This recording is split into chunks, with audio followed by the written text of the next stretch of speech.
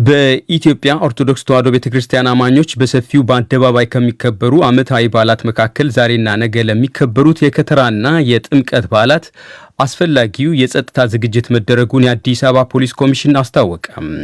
በዓሉ በአዲስ አበባ ከተማና በሌሎች የአገሪቱ የተለያዩ ከተሞች በደመቀና በላቀ መንፈሳዊ ድባብ እየተከበረ መሆኑም ተዘግቧል። የቤንሻንጉል ሕዝብ ነጻነት ንቅናቄ ቤህኔን አባላት በትጥቅ እንቅስቃሴ ውስጥ መሳተፋቸውን የቤንሻንጉል ጉሙዝ ብልጽግና ፓርቲ አስታወቀ። ቤህኔን በበኩሉ የቀረበበት ክስ በክልሉ የሚንቀሳቀሱ የተፎካካሪ ፖለቲካ ፓርቲዎችን ለማዳከም ያለመ ነው ሲል አጣጥሏል። የዩክሬን ግጭትን ለማስቆም አስቸኳይ የሰላም ድርድር ሊጀመር ይገባል ሲሉ የጀርመን ውጭ ጉዳይ ሚኒስትር አናሌና ቤርቦክ አሳሰቡ።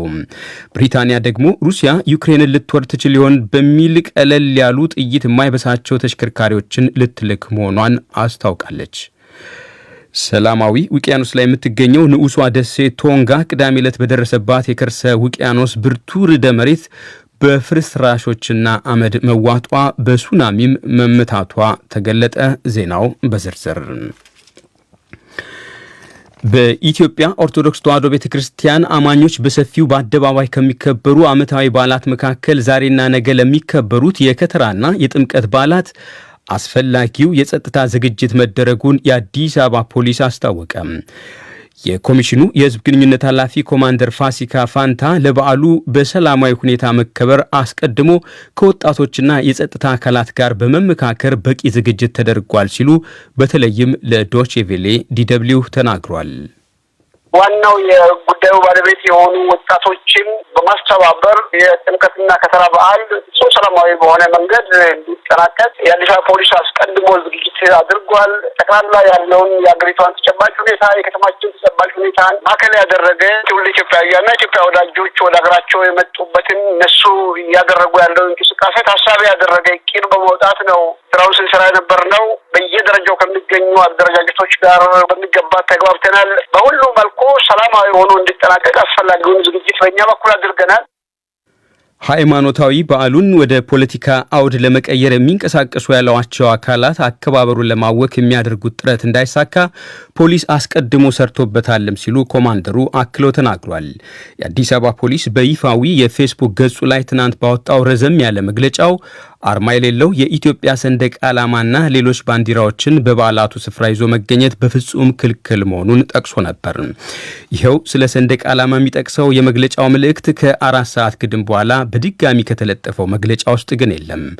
ዛሬ በአዲስ አበባ የከተራ በዓል በሚከበርበት ወቅት በርካታ ወጣቶች ከተማዋን በማስዋብና ከየአድባራቱ የሚወጡ ታቦታትን ከፊትና ከኋላ አጅበው በሃይማኖታዊ ስርዓቱ እስከ ማረፊያው በመሸኘት ምዕመናኑን ሲያስተባብሩና የጸጥታ አካላትም በየጎዳናው በርከት ብለው መስተዋላቸውን ዘጋቢያችን ስዩም ጌቱ አመልክቷል።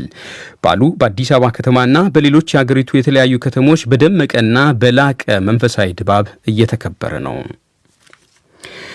የቤንሻንጉል ጉሙዝ ክልል ውስጥ በይፋ ከሚንቀሳቀሱ የተፎካካሪ ፖለቲካ ፓርቲዎች መካከል የቤንሻንጉል ሕዝብ ነጻነት ንቅናቄ በመጻሩ ቤህኔን አባላት በትጥቅ እንቅስቃሴ ውስጥ መሳተፋቸውን የቤንሻንጉል ጉሙዝ ብልጽግና ፓርቲ አስታወቀ። የቤንሻንጉል ጉሙዝ ክልል ብልጽግና ፓርቲ አቶ ካሚል ሐሚድ ለዶቼ ቬሌ በሰጡት ማብራሪያ ቤህኔን በሰላማዊ መንገድ እንዲንቀሳቀስና ከዚህ ጥፋት መንገዱ ካሉት እንዲመለስ ተገቢው ሕጋዊ እርምጃ እንዲወስድ ለብሔራዊ ምርጫ ቦርድ አቤቱታ ማቅረባቸውንና በሂደት ላይ መሆኑንም አመልክቷል። ማሶሳ ዞን ወረዳ አካባቢ ሰርጎ የገባ ጠላት አለ። እሱ ጠላት ማንነቱ ቼክ ሲናደርግ ራሱ ቤህኔን ነው ሰይሞ የመጣ ቤህኔን ብሎ ነው የመጣ በራሱ መሪዎች ይሄን መሪዎች ይበሉ እንጂ እንደገና የተመሰሱት ውስጥና የተማረኩት ጠላት አባላት ውስጥ ቤህኔን ይመረጡ የሚል ቲሸርት አግኝተናል። ኮፊያም አለ። የቤንሻንጉል ሕዝብ ነጻነት ንቅናቄ በሄነን የቀረበበት ክስ በክልሉ የሚንቀሳቀሱ የተፎካካሪ ፖለቲካ ፓርቲዎችን ለማዳከም ያለመ ነው ብሏል። የፓርቲው የህዝብ ግንኙነት ኃላፊ አቶ መሐመድ ኢስማኤል የፓርቲው አባላት በትጥቅ ትግል ውስጥ ተሳትፏል የተባለው ውሸት መሆኑንም ተናግሯል። በአሶሳ ዞን ጥቃት አድርሰዋል የተባሉ ታጣቂዎች ከድርጅታቸው ጋር የሚገናኙ ሳይሆን ከ4 ዓመት በፊት የትጥቅ ትግል አቁመው ከመንግስት ጋር ባደረጉት ስምምነት በስራ ላይ የነበሩ ከቅርብ ጊዜ ወዲህ ደግሞ በተለያዩ አለመግባባቶች ወደ ጫካ የገቡ ናቸው ብሏል።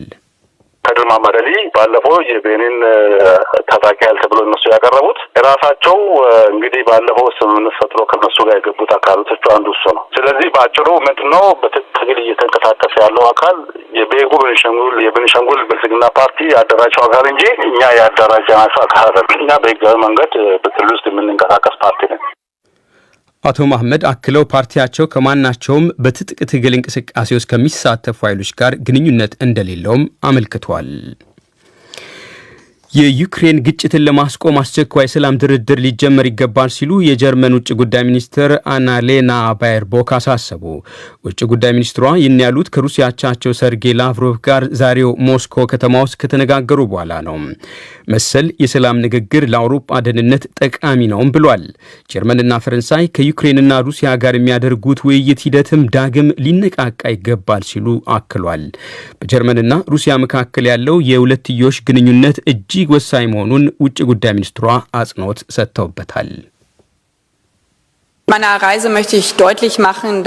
ስለ ጉዞዬ ግልጽ ማድረግ የምሻው የጀርመን አዲሱ መንግስት ከሩሲያ ጋር ያለው ግንኙነት ለኔም ጭምር በግሌ እጅግ ጠቃሚ መሆኑን ነው።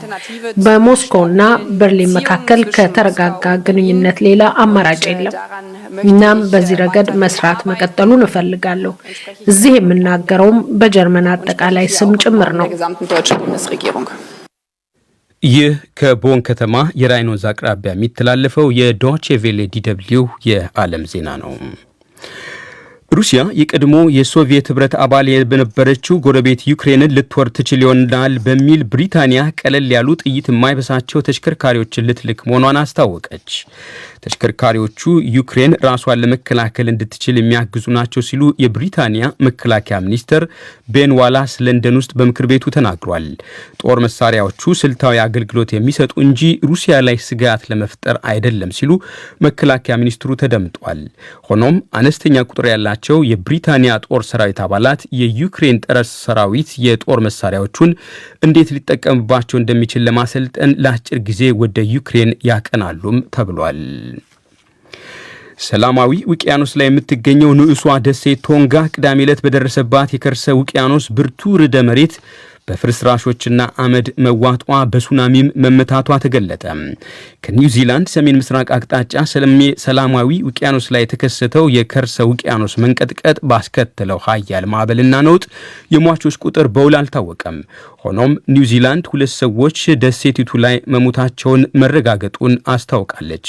ቶንጋ ደሴት በደረሰባት ብርቱ ጉዳት በአሁኑ ወቅት ከሌላው ዓለም ሙሉ ለሙሉ የተነጠለች ሲሆን አጠቃላይ የጉዳቱ መጠን በትክክል እንዳልታወቀም ተዘግቧል። የውቅያኖስ ስር የኬብል መገናኛዎች በመበጣጠሳቸውም በአነስተኛ የደሴቶች ጭፍራ የተከበበችው ንዑሷ ደሴት ቶንጋ ለሚቀጥሉት ቀናት ብሎም ሳምንታት ከቀሪው ዓለም ጋር ግንኙነት እንደማይኖራት ተዘግቧል። በሌላ ዜና አፍጋኒስታን ውስጥ በተቀሰቀሰ ርዕደ መሬት ደግሞ ቢያንስ 26 ሰዎች መሞታቸው ተዘገበ። ምዕራብ አፍጋኒስታን ባጂስ በተባለው አውራጃ ውስጥ በተከሰተው የመሬት መንቀጥቀጥ በርካታ መኖሪያ ቤቶች ጣሪያዎቻቸው ተደርምሷል። ቃዲስ በተባለችው መንደር ውስጥ በመሬት መንቀጥቀጡ የተነሳ ከሞቱት ሰዎች መካከል 4ቱ ሕፃናት መሆናቸው ተዘግቧል። በርካታ ሰዎች መቁሰላቸውም ተገልጧል።